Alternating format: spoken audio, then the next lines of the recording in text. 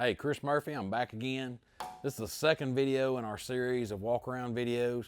Again, I want to explain what a walk around video is. When you buy a new tractor from us, we're going to walk around the tractor, show you dipsticks, show you grease fittings, answer some questions, give you a brief rundown of what everything kind of does as far as the controls, what parts of the manual to look in to do that. I need to shoot another video on manuals as well, what sections are more important, what sections you will really rely on heavily. But this is the premium MT225S. This tractor is a hydrostat tractor. It is four-wheel drive with power steering. It does have a Yanmar 25 horsepower diesel engine in it. Yet again, this is no electronic emissions. This has got a regular mechanically injected diesel engine, regular mechanical injected diesel engine, not computer controlled whatsoever. This tractor is kind of a strange spot for me personally, because it is a smaller tractor than the one we did the video in the first one, the 225E, our #1 seller. But I'm a pretty good sized guy. I've got more room on this tractor than I do on the larger tractor, so it's pretty neat. Of course, you know, when people drive different tractors, it's funny the things that they say that they like. One guy buys this one guy buys that one, but they like the same thing. They like the seat, the leg room, and the joystick. Well, Lord made us all different.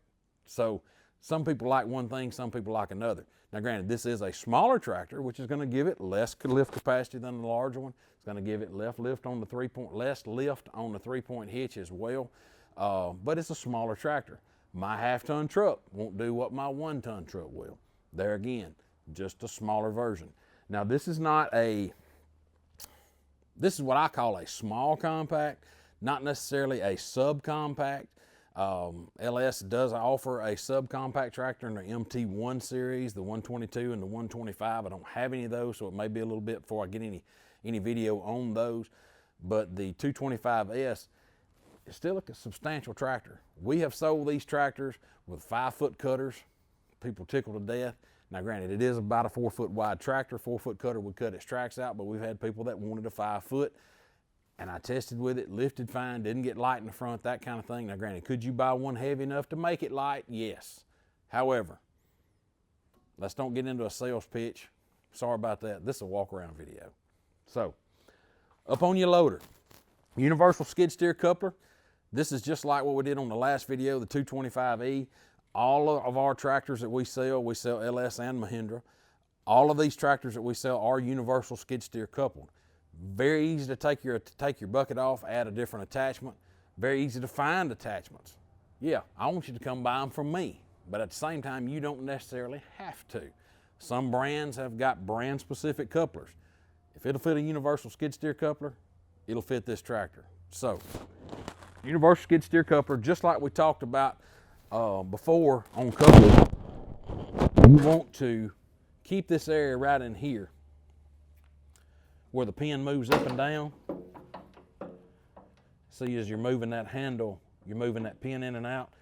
The bottom of this pin is going in, and it's shaped like a wedge, and it's going in and locking down into the bottom of that bucket bracket. If that's not in there, you're not attached to your bucket or attachment or forks or whatever you've got on there. So you want to make sure every time you work an attachment or change attachments that you are positively locked into that attachment. Just for safety's sake. Raise it up, look in from the side, you can see the bottom of that pin into that hole. So be careful with that. Now, grease fittings. You got grease fittings on every moving joint, on every loader we sell from both brands. If it's got a grease fitting, you need to grease it. People ask all the time, how often should I grease? There again, I recommend 10 hours because it's easy to keep up with every 10 hours on the meter. If you're not sure when you greased it last, grease it. Not gonna hurt it. Grease it. It's not something you're gonna blow seals on. Now that's not like a PTO shaft with the universal joints. I'm talking about on the tractor and the loader only, okay? Now, talking about grease fittings, you can't see from this side. Let's go to the other side.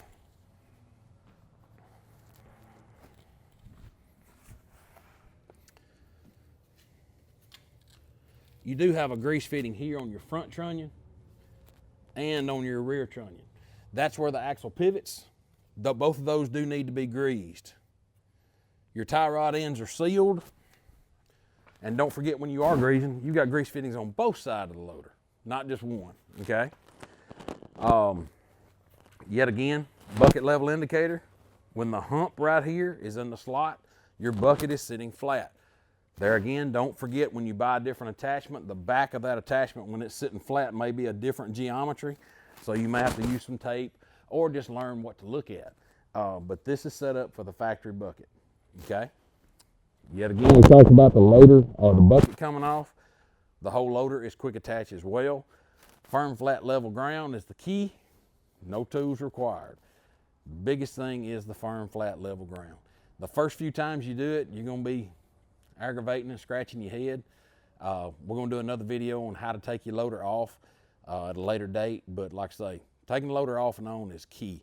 I personally keep my loader off my tractor more than I do on, but I'm working in a lot of tight areas. But let's come on back to the back.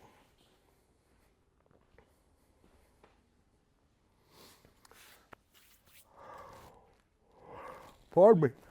Had to yawn just a little bit. Early morning down here in Mississippi. All right, you do have your top link. Got your 3-point hitch arms. Your stabilizers are inside on this smaller tractor. You do have a removable drawbar. You do have a standard 540 PTO. You do have a sleeve to put on to keep it a little protected. As far as checking your hydraulic fluid, simple dipstick right here. The paint's kind of weathered off of this tractor here, as far as on the white part, but you can see how clear that fluid is. You have to look at this fluid really, really closely and carefully. But say you are low, make sure your loader is down, not in the up position, because as that loader is up, it's putting more fluid out of the tank or reservoir or the differential and transmission housing and putting in the cylinders. It's designed to be checked with everything down. If you have the loader up and you fill the reservoir up here to the top of the dipstick and you let the loader down, well, it's going to come burping out of the breather. So when you do get ready to add fluid,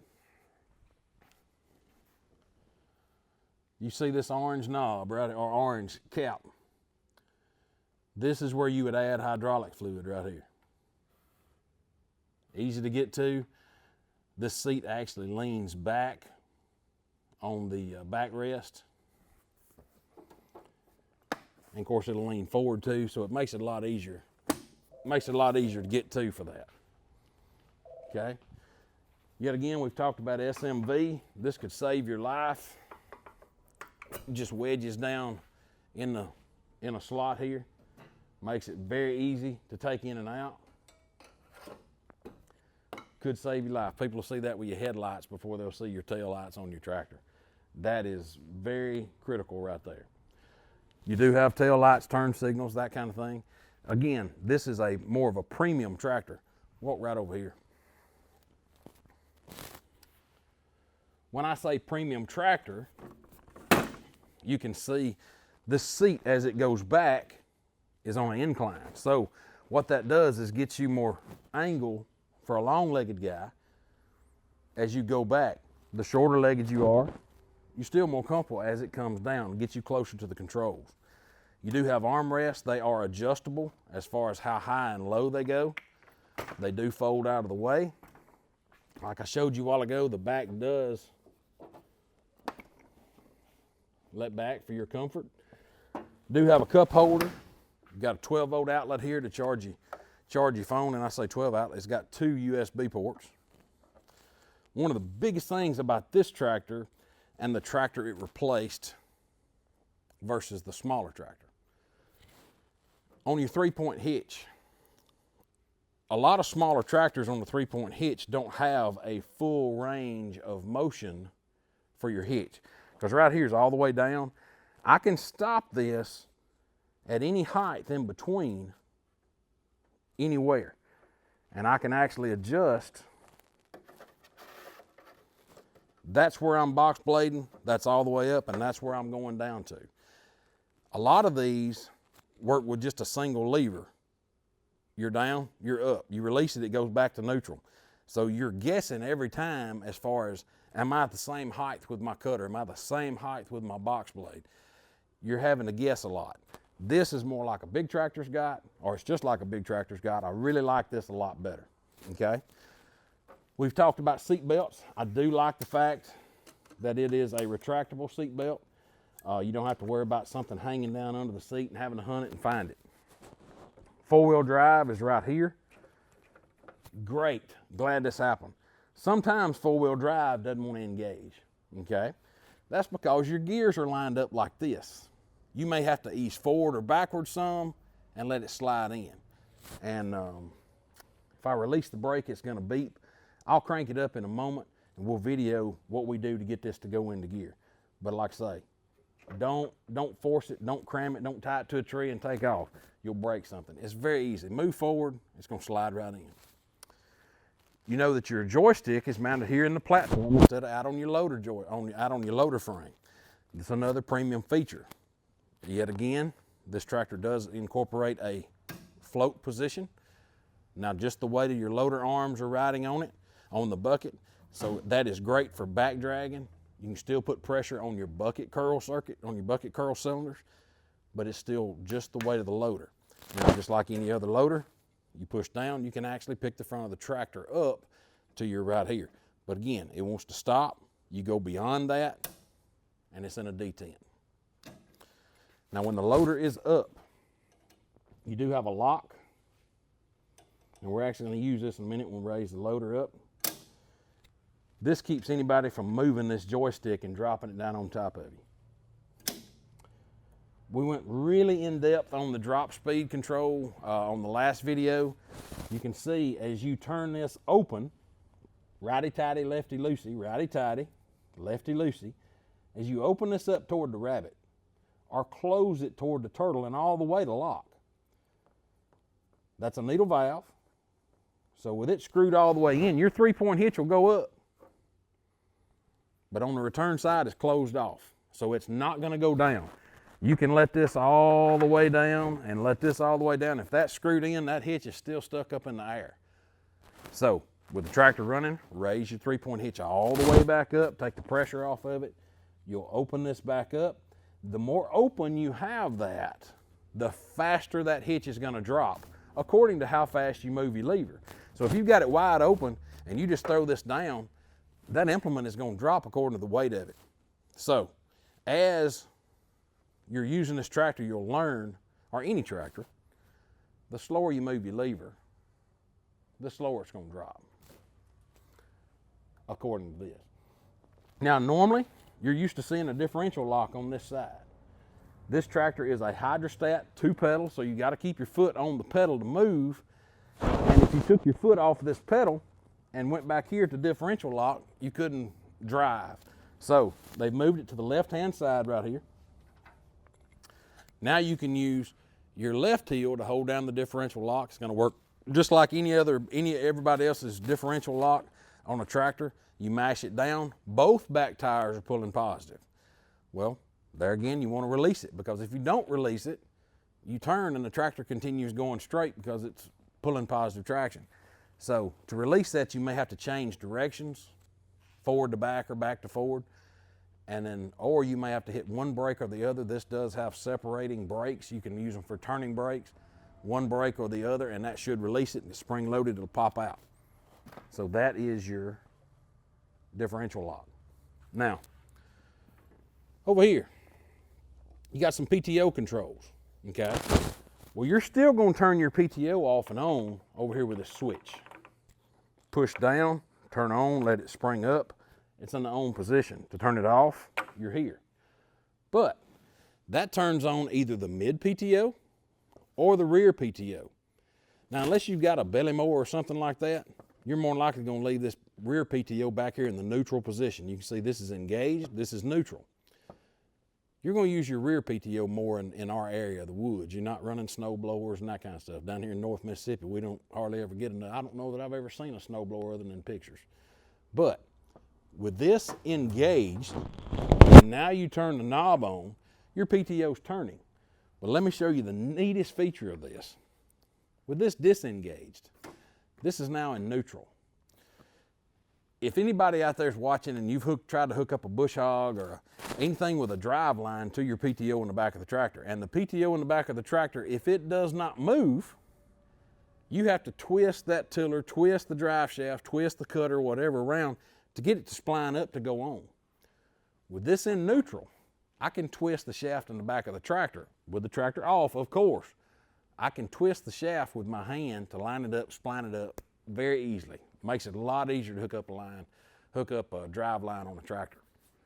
Now, right here, low, medium, neutral, and high. That's your ranges.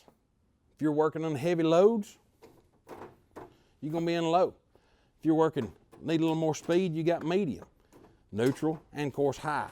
High is gonna be strictly for transport. You're not gonna be pulling a box blade. You're not gonna be doing under any load in high. You're just driving the tractor. Number 2, throttle. Hand throttle right here. This has got the same tachometer here as what's in that 225E with a digital tach. It shows you that 2600 on this tractor makes 540 at the PTO. So, without engine RPM, your hydraulic pump is not turning fast enough to produce the flow that you need, or the pressure, okay? Well, it's producing pressure, but like I say, the flow is greater, faster, at a higher RPM. You don't necessarily have to run this at 2600 RPM all the time for doing box blade work, loader work, that kind of thing. But if you're running something on the PTO, whether it be the rear or the mid PTO, you need to be at least 2600 RPM. You're better off full throttle as not enough. So, RPM is your friend. You're gonna keep your RPMs up, use the right RPMs according to what range you're doing. To me, RPMs high in low, medium, or high, because I can very easily move slowly by barely touching the pedal. Another place people mess up on a hydrostat, people that's never had one, people don't understand what they're doing or how it works. They want to push the pedal further to get more power. It's not like your car. You're not making the RPMs go up. And even some of these models do have link pedal, which is making it connects the pedal to your engine throttle. The problem is when you do that, you're already under a load and you're having to compensate at the same time. That doesn't work. Keep your RPMs up, but when you start under a heavy load and you push it further, you're putting more angle on the swash plate, pulling more fluid, which is making it go faster, but the tractor has less torque with the pedal pushed all the way down. So if you're under a heavy load, you're gonna let off the pedal, slowing down your ground speed, raising your torque, okay? Now, simple light switch here, turn signals, they don't self-cancel, flashers, and then you've got your headlights, park lights, low beams, well, high beams, low beams, and off. Right here, people ask this all the time. What's that?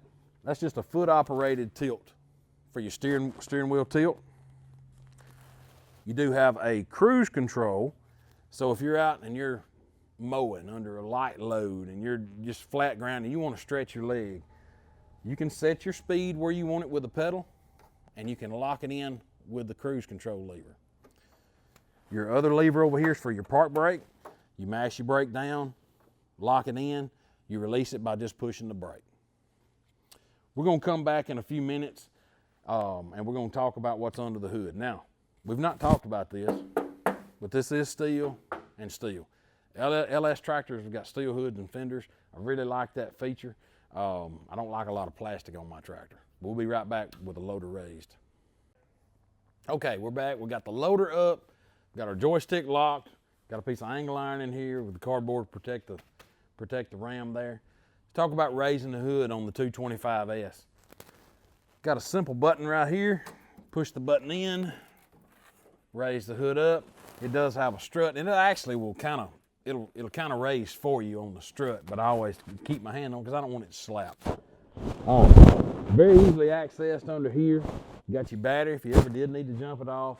You do have a overflow jug here. I always stress to everybody, I still like checking mine at the radiator cap when it's cold. Never after it's been started. When it's been sitting there a day or so, check at the radiator cap. I just have an issue with jugs. I just don't like, I don't trust that. It doesn't matter what's in here if there's none in here, or if it's got something wrong inside there, if it's got rust floating or whatever. Check at the radiator cap. Now you do have a screen right here. You can clean that screen out. When you're out here using a rotary cutter or whatever, a lot of high debris stuff, number one, that's all gonna gum up here on top of your grill. You need to get off and wipe that off while you're in the field. Cut the tractor off. Pull the screen. Take it out here outside. Shake it out. Pardon me. But you get this cleaned out in the field. Once you're home, eventually, when you do enough, this is going to catch your biggest stuff. The screen's going to catch your next stage, but your fine stuff is still going in your radiator. Eventually, you're going to have to use some compressed air and clean that radiator. So don't forget to clean the radiator.